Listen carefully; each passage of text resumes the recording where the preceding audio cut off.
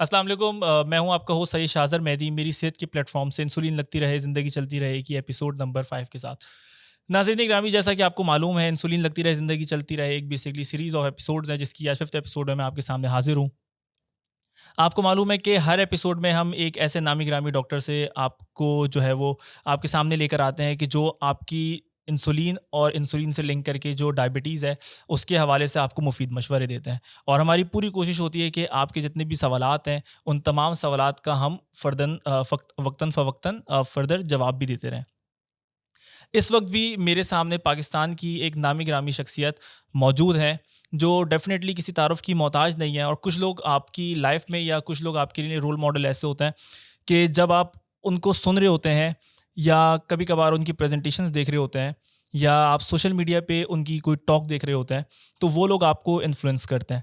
आप उनकी चीज़ों को जब देख रहे होते हैं, आप उनके बारे में सुन रहे होते हैं या वो कोई भी चीज़ बताना चाह रहे होते हैं, तो उनके वे ऑफ टॉक ऐसा होता है कि वो आपको अपनी तरफ खींच रहा होता है। तो इसी तरीके से अगर मैं उनका तारुफ करवाता चलूँ, तो he is basically HOD diabetes and endocrinology at Memon medical institute hospital Karachi. और अगर मैं शोबा ज़ियाबितिस से बात करूँ, तो शोबा ज़ियाबितिस में उनका तकरीबन 10 साल का तजर्बा है।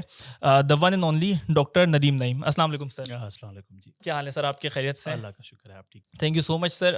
आपने जो है वो आज यहाँ पे अपना इम्पोर्टेंट टाइम दिया हमें, और बहुत शुक्रगुज़ार हूँ मैं आपका। फ़र्दर फिर हम सवालात की तरफ अगर चलें सर, तो हम देखते हैं कि डिफ़रेंट हमारे पास चीज़ें होती हैं खाने की।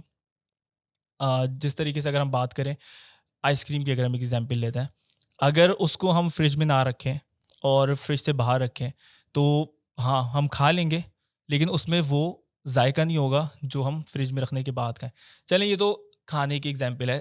दवाओं का बिल्कुल डिफरेंट क्राइटेरिया, उसको तो हम इससे बिल्कुल मैच ही नहीं कर सकते। लेकिन सर, इंसुलिन की अगर अगर हम बात करें, तो इंसुलिन में इस तरीके से है कि अगर आप इंसुलिन को उसका जो टेम्परेचर की रिक्वायरमेंट है, अगर आप उसको वो प्रोवाइड नहीं करते, तो जिस्म के अंदर जब वो इंसुलिन जाती है, तो वो उस तरीके से इफ़ेक्ट प्रोड्यूस नहीं कर पाती। तो आपका इस बारे में क्या ख़्याल है? अच्छा, मैं आपकी बात को ही कंटिन्यू करना चाहूँगा कि अगर हम आइसक्रीम को फ्रिज में ना रखें, तो वो बेसिकली आइसक्रीम नहीं रहेगी, ठीक है? वो कस्टर्ड बन जाएगा। तो यही कुछ इंसुलिन के साथ होता है, सिर्फ़ इंसुलिन के साथ नहीं, जो भी मेडिसिन दुनिया में अवेलेबल है, वो किसी स्पेसिफ़िक टेम्परेचर के ऊपर वायबिलिटी को मेंटेन करती है। Insulin is one of them definitely. Insulin के कुछ टेम्परेचर्स होते हैं, जिन टेम्परेचर्स के ऊपर अगर उनको रखा जाए, तो बहुत लंबे अरसे तक वो वायबल रह सकती है। कुछ ऐसे टेम्परेचर होते हैं जिनके ऊपर वो कुछ अरसे तक वायबल रह सकती है, और कुछ एक्सट्रीम टेम्परेचर्स होते हैं जिस पे फ़ौरन वो अपनी वायबिलिटी को लॉस कर जाती है। अच्छा, पेशेंट जो हमारे इंसुलिन ले रहे होते हैं, वो डेफ़िनिटली ये सवाल पूछते हैं कि डॉक्टर साहब, इसको कहाँ रखना है? इसको फ्रीज़ करना है? इसको बर्फ़ में रखना है? फ्रिज में रखना है? तो उनको हम स्पेसिफ़िकली गाइड कर रहे होते हैं कि देखिए, जहाँ तक आइडियल टेम्परेचर की बात है, यानी आप किसी भी इंसुलिन को उसकी एक्सपायरी डेट तक उस टेम्परेचर के ऊपर रख सकते हैं, तो वो 2 टू 8 डिग्री सेंटीग्रेड है।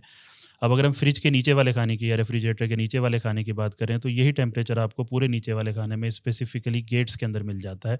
अगर लाइट नहीं ज़्यादा जा रही है, तो आप अपनी इंसुलिन को उस जगह रख सकते हैं, और उस जगह आप अप टू एक्सपायरी डेट रख सकते हैं। ये बात हो रही है एक आइडियल टेम्परेचर की, एक्सपायरी डेट तक रखने की। लेकिन यही इंसुलिन अगर रूम टेम्परेचर पे भी रखी जाए, तो ऐसा नहीं होता कि फ़ौरन ख़राब हो जाए। यही इंसुलिन रूम टेम्परेचर के ऊपर भी अगर बंद है या इवन खुली हुई भी है, तो 15 से 30 डिग्री सेंटीग्रेड तक रखी जा सकती है, अप टू 1 मंथ।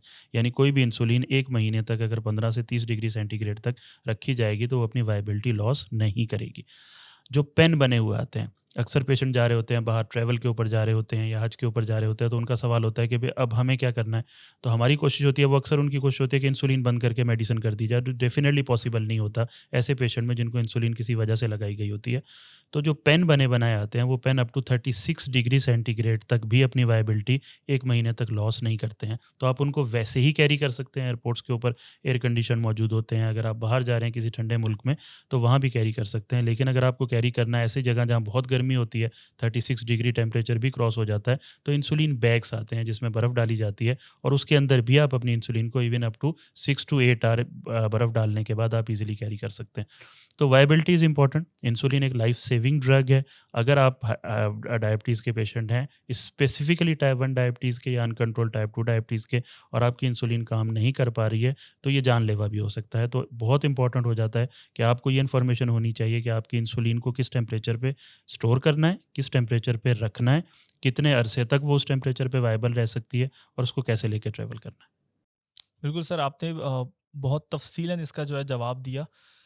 अगर हम इसमें जैसे आप हम बात से बात निकल रही है, अब हम उसी बात को अगर हम लेकर चलें, जैसे वो कस्टर्ड की एग्ज़ाम्पल दी, फिर उसी से आगे वो आपने जो है वो अपनी बात करी कि आइसक्रीम को अगर हम फ्रिज में ना रखें तो वो आइसक्रीम नहीं, कस्टर्ड हो जाता है वो। लेकिन कस्टर्ड तो फिर चले खा लिया जाता है, वो उसको ऐसा उतना पता भी नहीं चलता। लेकिन अगर हम इसमें बात करते हैं इंसुलिन की, तो ये तो फिर फर्दर अगर हम उसको फ्रिज से निकाल के रखते हैं फॉर एग्जांपल, या उसके रिक्वायर्ड टेम्परेचर मेंटेन नहीं करते, तो वो तो जब जिस्म के अंदर जाएगी, तो वो तो जिस्म के अंदर जाके वो जो काम ख़राब करेगी, उस काम ख़राब जो करने में ऐसी क्या चीज़ें हैं, ऐसी कौन-सी बीमारियाँ हैं जो वो उसके साथ लिंक होंगी, जिससे जो पेशेंट है, जो मरीज़ है शुगर का, उसको मसले-मसाइल का फिर आगे लॉन्ग टर्म में नुकसान हो सकता है? देखिए, इसमें 2 बातें हैं। सबसे इम्पोर्टेंट बात जैसे मैंने पहले ही डिस्कस की कि insulin is a life saving drug. अगर किसी को फॉर एग्ज़ाम्पल सुबह को 40 यूनिट लगाने हैं इंसुलिन के, तो वो 40 यूनिट उसकी 400 शुगर को 120-30 के ऊपर लेके जा रहे होंगे। अब अगर वो 40 यूनिट काम ही नहीं कर रहे हैं या वो 40 यूनिट 20 यूनिट्स का काम कर रहे हैं, तो इसका मतलब है कि पेशेंट की शुगर कंट्रोल नहीं हो सकेगी। लॉन्ग टर्म में मैक्रोवेस्कुलर, माइक्रोवेस्कुलर कॉम्प्लिकेशन होती हैं, लेकिन वो लॉन्ग टर्म में होती हैं। लेकिन ऐसे पेशेंट जिनके जिस्म के अंदर इंसुलिन का रिज़र्व ही नहीं है, मैं बात कर रहा हूँ टाइप 1 डायबिटीज़ के पेशेंट्स की या लेट स्टेजेस में टाइप 2 डायबिटीज़ के पेशेंट की। अब प्रॉब्लम ये होता है क्योंकि उनके जिस्म में इंसुलिन का रिज़र्व नहीं है। इंसुलिन खुद एक लाइफ सेविंग चीज़ है, तो अगर उनको इंसुलिन नहीं मिलेगी तो उनकी बॉडी कीटोन्स बनाना शुरू कर देगी और अगर कीटोन्स बनाना शुरू कर देगी, तो 2 ड्रेडेड कॉम्प्लिकेशन जो डायबिटीज़ की एक्यूट कॉम्प्लिकेशंस कहलाती हैं, जिसमें एक डायबिटिक कीटोएसिडोसिस है, दूसरी हाइपरओस्मोलर स्टेट है, इसमें से कोई भी हो सकती है और ये ऐसी कॉम्प्लिकेशंस हैं कि आप सीधा लैंड करेंगे आईसीयू के अंदर और फिर आईसीयू में हाइपरओस्मोलर स्टेट की मोर्टेलिटी भी बहुत ज़्यादा है। मैं बार-बार जो ये वर्ड यूज़ कर रहा हूँ लाइफ सेविंग ड्रग, इसका मकसद ही यही है कि अगर किसी को इंसुलिन की रिक्वायरमेंट है और इंसुलिन की एब्सोल्यूट रिक्वायरमेंट है, तो एक्यूट कॉम्प्लिकेशन में वो पेशेंट जा सकता है। जो आप कह रहे हैं कि अंदर जाकर वो कोई काम ख़राब कर देगी, तो इस किस्म की कोई चीज़ नहीं होती है क्योंकि ज़ाहिर है कोई भी ड्रग जब मैन्युफैक्चर की जाती है, तो पूरी कोशिश ये की जाती है कि उसको इस तरीके से मैन्युफैक्चर किया जाए कि इवन अगर कोल्ड चेन मेंटेन नहीं भी हो सकती है, तो वो कॉम्प्लिकेशन ना पैदा करे, इनर्ट हो जाए। तो इंसुलिन बेसिकली वायबल ना रहने का मतलब होता है कि वो इनर्ट हो जाती है, कॉम्प्लिकेशन पैदा नहीं करती, लेकिन वो इंसुलिन काम नहीं कर रही होती। तो जब वो काम नहीं कर रही होती, तो ऑटोमेटिकली कॉम्प्लिकेशन डेवलप होना शुरू हो जाती है। बिल्कुल ठीक। तो सर, अगर वो इंसुलिन अब जैसे काम नहीं कर रही होती और फर्दर जैसे आपने बताया कि कॉम्प्लिकेशंस भी वो क्रिएट नहीं कर रही होती, लेट्स सपोज़, तो क्या वो फिर वज़न के ऊपर फ़र्क पड़ता है उससे? देखिए, वेट का ताल्लुक ना इंसुलिन से बड़ा सीधा-सा है। Insulin is a weight gaining drug, इसमें कोई शक नहीं है, ठीक है? आप जब भी इंसुलिन लगाएँगे, आपकी शुगर कंट्रोल ज़रूर होगी, लेकिन वेट गेन होना शुरू हो जाएगा। प्रोबेबली यही रीज़न है कि हम बहुत ज़्यादा ओबेस ये पेशेंट, जो मोटे पेशेंट होते हैं, उनके अंदर अगर इंसुलिन की रिक्वायरमेंट भी होती है, तो हमारी कोशिश होती है कि ओरल हाइपोग्लाइसेमिक एजेंट्स के साथ इंसुलिन दी जाए। ये ना किया जाए कि सिर्फ़ इंसुलिन दे दी जाए और गोलियाँ बंद कर दी जाएँ, क्योंकि जब गोलियाँ बंद करते हैं, तो ऑटोमेटिकली इंसुलिन सेंसिटिविटी कम होती है और इंसुलिन के यूनिट्स बहुत ज़्यादा बढ़ जाते हैं। Insulin is a weight gaining drug. ये बहुत अच्छी ड्रग है उन लोगों के लिए जिन लोगों के अंदर इंसुलिन एब्सोल्यूट डिफिशिएंसी है, उनका वेट ऑलरेडी कम होता है। उन पेशेंट में वेट गेन होना एक अच्छी बात होती है। उन पेशेंट्स में जिनके अंदर इंसुलिन की रिक्वायरमेंट सिर्फ इस वजह से है क्योंकि शुगर को कंट्रोल करना है, डायबिटीज़ को कंट्रोल करना है, उन पेशेंट्स के अंदर ओरल हाइपोग्लाइसीमिक के साथ जब इंसुलिन दी जाती है, तो मोस्ट प्रोबेबली इंसुलिन वज़न वेट गेन नहीं करवाती है। ख़ास तौर पे बेसल इंसुलिन्स जो हैं, वो भी बहुत कम वेट गेन करवाती हैं और अगर पेशेंट को बहुत अच्छा डाइट और एजुकेशन चार्ट दे दिया जाए, तो हम टाइप 2 डायबिटीज़ के अंदर जो वेट गेन कॉम्प्लिकेशन है इंसुलिन की, इसको प्रिवेंट कर सकते हैं और हम अपने पेशेंट में ईज़िली प्रिवेंट कर भी लेते हैं। लेकिन अगेन बात फिर वहीं आ जाती है कि क्या इंसुलिन वज़न बढ़ाती है? इसका जवाब है कि इंसुलिन वज़न बढ़ाती है, लेकिन उस वज़न बढ़ाने को रोका जा सकता है और उसको रोकने के लिए आपका जो फ़िज़िशियन या एंडोक्राइन आपको डील कर रहा होता है, उसके पास बहुत सारी चीज़ें होती हैं। वो काउंसल करके, मुख्तलिफ मेडिसिन दे के और आपको अच्छा-सा डाइट चार्ट दे के इस चीज़ को काउंटर कर सकता है। अच्छा सर, इसमें अभी जैसे बेसल इंसुलिन का आपने ज़िक्र किया, तो बेसल इंसुलिन की अगर हम बात करें तो सुनने में ये आता है, क्योंकि आप ज़्यादा बेहतर इसको बताएँगे, हेल्थ केयर प्रोफ़ेशनल आप हैं, कि बेसल इंसुलिन का ऐसा है कि दिन में 1 दफ़ा लगानी पड़ती है। तो अगर दिन में 1 दफ़ा लगाएँ तो ये तो पेशेंट के लिए बहुत ज़्यादा कन्वीनियंस हुई इसमें। तो क्या इसमें कोई स्पेसिफ़िक कुछ पेशेंट्स होते हैं जिनके लिए होती है, या फिर हम नेव इंसुलिन पेशेंट के साथ स्टार्ट कर सकते हैं इसको? देखिए, ये डिपेंड करता है। अगर हम टाइप 2 डायबिटीज़, क्योंकि अब हम टाइप 2 डायबिटीज़ की बात कर रहे हैं। टाइप 1 डायबिटीज़ के अंदर तो बेसल बोलस दोनों देनी पड़ती है, उसमें तो कोई तीसरी चीज़ नहीं है। इंसानी जिस्म के अंदर इंसुलिन की सिक्रीशन 2 तरीकों से होती है। एक तरीका ये होता है कि नॉर्मली पूरे जिस्म के अंदर इंसुलिन एक ख़ास क्वांटिटी में चल रही होती है, जिसको बेसल इंसुलिन कहा जाता है। फिर जब आप खाना खाते हो, तो खाना खाने की वजह से ज़ाहिर है शुगर की एक्सक्रीशन आती है, तो अचानक से वही इंसुलिन जो हमारे जिस्म में एक नॉर्मल क्वांटिटी में चल रही होती है, वो बढ़ना शुरू हो जाती है, उस खाने की वजह से बढ़ने वाली शुगर को कंट्रोल करने के लिए। अब इंसानी जिस्म में जब हम टाइप 2 डायबिटीज़ के अंदर किसी को इंसुलिन दे रहे होते हैं, तो अर्ली या mid stage of type 2 diabetes में ये होता है कि जो खाने के बाद की इंसुलिन बढ़ती है, पेनक्रियाज़ का वो फंक्शन इंटैक्ट रहता है। उसकी वजह से कि पेनक्रियाज़ में कुछ ना कुछ जूस पड़ा होता है। अगर हम बेसल कवरेज दे दें किसी भी इंसान को टाइप 2 डायबिटीज़ के अंदर इंसुलिन की, तो वो बेसल शुगर को कंट्रोल में रखेगी या फास्टिंग शुगर को कंट्रोल में रखेगी, और पेनक्रियाज़ में क्योंकि जूस मौजूद है, पेनक्रियाज़ में कुछ ना कुछ एक्सक्लूजन मौजूद है, तो जब पेशेंट खाना खाएगा, तो पेशेंट का अपना पेनक्रियाज़ काम करेगा और वो खाने वाली शुगर को कंट्रोल कर लेगा। यही वजह है कि टाइप 2 डायबिटीज़ में ये इंडिकेटेड है कि अगर आपको किसी को इंसुलिन स्टार्ट करनी है, तो आप हमेशा बेसल से करें। अनलेस वही बात दोबारा आ जाती है कि आप उस स्टेज पे हैं जिस स्टेज पे पेनक्रियाज़ में कुछ भी नहीं बचा, तो उसमें फिर आपको बेसल और बोलस देनी दोनों देनी पड़ेंगी, वरना टाइप 2 डायबिटीज़ में हम लोग स्टार्ट हमेशा बेसल से करते हैं। और बहुत सारे ऐसे लोग होते हैं जो सालों तक बेसल इंसुलिन के ऊपर और ओरल हाइपोग्लाइसेमिक एजेंट्स के ऊपर अपनी शुगर को कंट्रोल में रखते हैं। बिल्कुल। अच्छा सर, इसमें इस तरीके से कुछ है क्योंकि जिस्म के अंदर भी इंसुलिन बन रही होती है, तो उसका टेम्परेचर डिफरेंट होता है। तो फिर एकदम से जो है वो मरीज़ बाहर से इंसुलिन लेना शुरू कर देता है।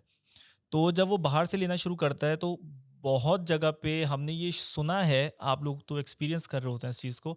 हमने ये बात सुनी है कि जब वो बाहर से इंसुलिन लेता है, तो अचानक से उसका जो शुगर लेवल है, जो शुगर है उसकी, वो कंट्रोल नहीं होती।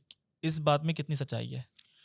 देखिए, अचानक से शुगर हम कंट्रोल करना भी नहीं चाहते। उसका रीज़न है, अगर आप किसी को इंसुलिन स्टार्ट कर रहे हैं, तो गाइडलाइन ये कभी नहीं कहती है कि आप उसको जितने यूनिट आपको अंदाज़ा है कि इसकी शुगर को कंट्रोल करेंगे, उतने ही दे दें। उसकी वजह ये है कि ये सब अंदाज़े पे चलता है ना। एक हमें एक हार्ड एंड फास्ट रूल तो दिया गया है कि 0.5 यूनिट पर केजी, 0.3 यूनिट पर केजी, 1 यूनिट पर केजी, लेकिन हर पेशेंट डिफरेंट होता है। एक पेशेंट है, उसकी पर डे के अंदर 20 यूनिट के ऊपर शुगर कंट्रोल है। एक पेशेंट है, उसको एक दिन में 150 यूनिट लगाने पड़ रहे हैं। तो हर पेशेंट की रिक्वायरमेंट डिफरेंट है, तो हम कभी भी किसी भी पेशेंट को हाई डोज़ में स्टार्ट नहीं करते। हमेशा लो डोज़ में स्टार्ट करते हैं, फिर स्लोली एंड ग्रेजुअली पेशेंट की एसएमबीजीज़ को देखते हैं और उस डोज़ को बढ़ाते चले जाते हैं। तो ये एक जो कॉन्सेप्ट है ना कि अगर हम बाहर से इंसुलिन देंगे तो वो फ़ौरन शुगर कंट्रोल नहीं करेगी, तो मोस्ट ऑफ द टाइम आपके एंडोक्राइन या आपके डायबिटोलॉजिस्ट चाह भी नहीं रहे होते हैं कि वो फ़ौरन से आपकी शुगर को कंट्रोल कर लें। वो चाह रहे होते हैं कि उनके पास एक चार्ट आ जाए, एक एक पैटर्न आ जाए आपकी शुगर्स का, और फिर उस पैटर्न को फ़ॉलो करते स्लोली एंड ग्रेजुअली आपकी इंसुलिन बढ़ाते जाएँ और फिर उन यूनिट्स पे पहुँच जाए जिस यूनिट पे शुगर कंट्रोल हो सकती है। ये कॉन्सेप्ट कि मैंने अगर एक दफ़ा इंसुलिन लगा लिया तो मेरा पेनक्रियाज़ फ़ेल हो जाएगा, दोबारा मुझे हमेशा इंसुलिन लगानी पड़ेगी, ये कॉन्सेप्ट बिल्कुल गलत है। अगर हम किसी को इंसुलिन दे रहे होते हैं, तो ये वही लोग होते हैं जिनको एक्चुअली रिक्वायरमेंट होती है इंसुलिन की।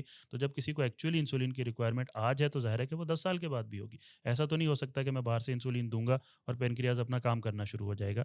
लेकिन इंसुलिन देने का पेनक्रियाज़ पे कोई डिक्रीमेंटल इफ़ेक्ट नहीं है। ये नहीं है कि आप इंसुलिन देंगे, तो आपका पेनक्रियाज़ काम करना छोड़ जाएगा और आपको सारी ज़िंदगी इंसुलिन लगानी पड़ेगी। ये भी पॉसिबिलिटी है कि आप अपनी डाइट एजुकेशन को अच्छा करें, आपकी ओरल हाइपोग्लाइसेमिक एजेंट इंटेंसिफ़ाई की जाए और आगे जाके हम इंसुलिन बंद कर दें। बहुत सारे ऐसे पेशेंट होते हैं जिनमें हम स्टार्ट करते हैं, वो डाइट एजुकेशन बेहतर करते हैं और जब हम देखते हैं कि अब इनकी शुगर कंट्रोल हो गई है और पेशेंट नहीं चाह रहा है इंसुलिन लगाना, तो हम इंसुलिन बंद करके देखते हैं और बहुत दफ़ा हम बंद भी कर पाते हैं।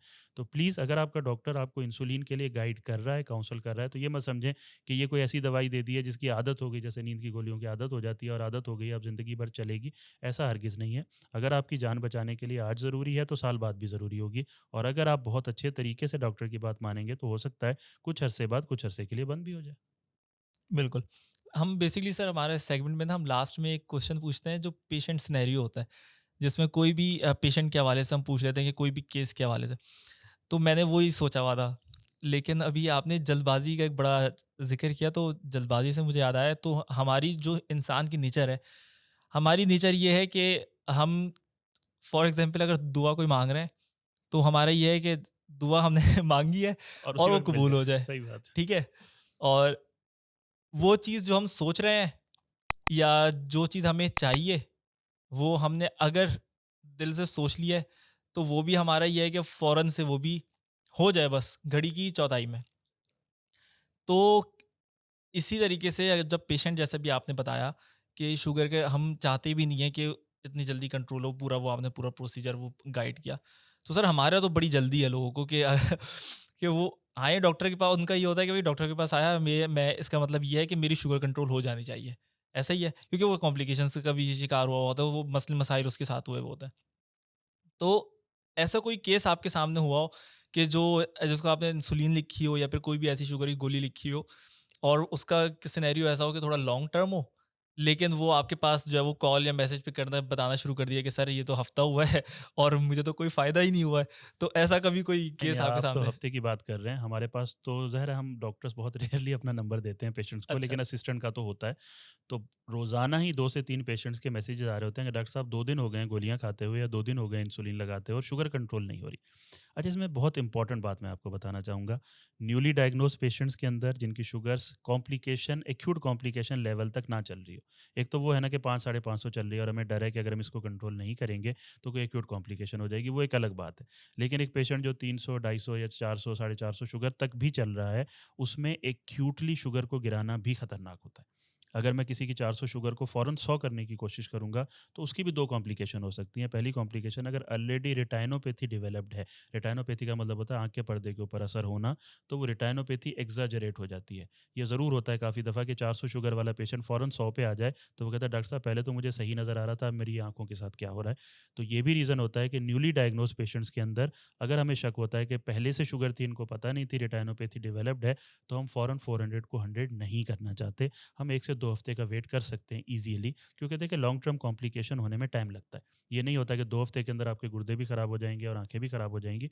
Definitely it will take time. तो हमारे पास इतना विंडो पीरियड ज़रूर होता है कि हम किसी की 400 शुगर को फ़ौरन 100 नहीं करते हैं, हम 1 से 2 हफ्ता वेट करते हैं, स्लोली ग्रेजुअली शुगर को नीचे गिराते हैं।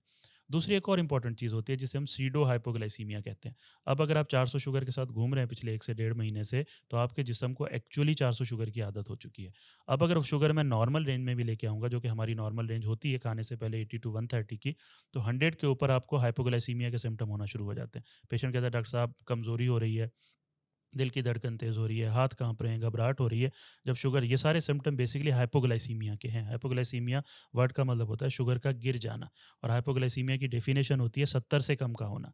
लेकिन पेशेंट को 120 के ऊपर भी यही सिम्पटम हो रहे होते हैं, तो हम इसको कहते हैं सीडो हाइपोग्लाइसीमिया, यानी शुगर गिर नहीं रही है, लेकिन क्योंकि पेशेंट के जिस्म की सेटिंग थोड़ी-सी ख़राब है, तो इस वजह से पेशेंट को लग रहा है। ये एक और रीज़न होता है कि हम किसी भी पेशेंट की जो 400 शुगर के साथ घूम रहा हो, हम फ़ौरन 100 नहीं करना चाहते हैं, वरना पेशेंट वही घबराहट के साथ फिर आ जाता है कि डॉक्टर साहब आपने दवाइयाँ दी थी और अब देखिए मेरे साथ क्या हो गया, मैं तो अच्छा भला चल रहा था।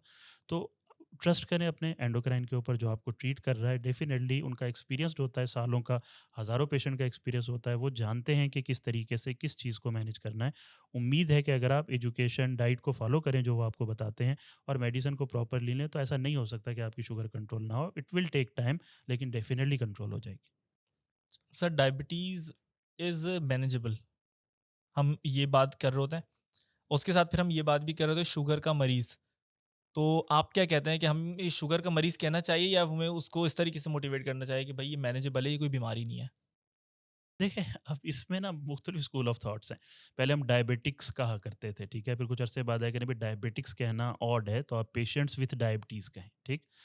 लेकिन अब वो जो इतनी ज़्यादा प्रेवलेंस हो गई है कि पाकिस्तान में तकरीबन जो है ना 33 मिलियन शुगर के मरीज़ हैं। इसका मतलब मैं बात कर रहा हूँ पाकिस्तान की 1/5 आबादी की। तो अगर 5 में से 1 बंदे को एक बीमारी हो, तो हो सकता है हम कल को वाक़ई जो आप बात कह रहे हैं, पेशेंट्स विद डायबिटीज़ की जगह हम कहें पीपल विद डायबिटीज़। अभी वो कॉन्सेप्ट आया नहीं है, लेकिन डेफ़िनिटली ये कॉन्सेप्ट है, क्योंकि एक ऐसी बीमारी जो 5 में से 1 बंदे को है, तो आप उसको मरीज़ कहना भी ऑड ही होगा। तो why not people with diabetes कहा जाए, क्योंकि डेफ़िनिटली एक ऐसी बीमारी जो मैनेज हो सकती है, जिसको मैनेज करके आप सालों तक क्या पूरी ज़िंदगी तक बिना किसी कॉम्प्लिकेशन के ज़िंदगी गुज़ार सकते हैं, तो उस पेशेंट को आउटलायर कर देना थोड़ा-सा ऑड होगा। हम किसी भी पेशेंट को आउटलायर वैसे नहीं करते हैं, लेकिन अगर इतने पेशेंट हों आपके पास कि आपकी पूरी आबादी का 5th जो है वो उन्हीं पेशेंट्स के ऊपर अवेलेबल हो, तो उन्हें तो आउटलायर करना डेफ़िनिटली बुरा होगा। तो व्हाई नॉट इस कॉन्सेप्ट के साथ हम जा सकते हैं कि पेशेंट विद डायबिटीज़ कहने के बजाय पीपल विद डायबिटीज़ कहा जाए। लेकिन ये कॉन्सेप्ट अभी वैसे इतना ज़्यादा प्रेवलेंट नहीं है, ये अभी समझ लें कि हमारी अपना ही स्कूल ऑफ थॉट है जो हम यहाँ बैठे डिस्कस कर रहे हैं। सर बहुत-बहुत शुक्रिया आपके टाइम का और मैंने जैसे प्रोग्राम के शुरू में कहा कि माशाल्लाह से अल्लाह ने आपको हुनर दिया है कि आप बोलते रहते हैं तो सामने वाले का दिल चाहता है कि वो सुनता रहे और जो है बड़ी इम्पोर्टेंट आपने बातें की और पेशेंट अवेयरनेस के हवाले से अगर मैं बात करूँ तो बहुत सारी इसमें से ऐसी चीज़ें हैं जो पेशेंट अपने जो एक क्लिक के ऊपर एक वीडियो को सुन सकता है। तो वो बहुत जो भी उसको पेचीदगियाँ हो रही होती हैं शुगर के हवाले से या फिर इंसुलिन के हवाले से, तो अच्छी खासी चीज़ें हमने इसमें कवर की स्टॉक के अंदर। तो वंस अगेन आपका बहुत-बहुत शुक्रिया आपके टाइम निकालने का। तो नाज़रीन गिरामी, ये थी हमारी एपिसोड नंबर 5। इंशाल्लाह आपसे एपिसोड नंबर 6 में फिर दोबारा मुलाकात होगी। अल्लाह हाफ़िज़।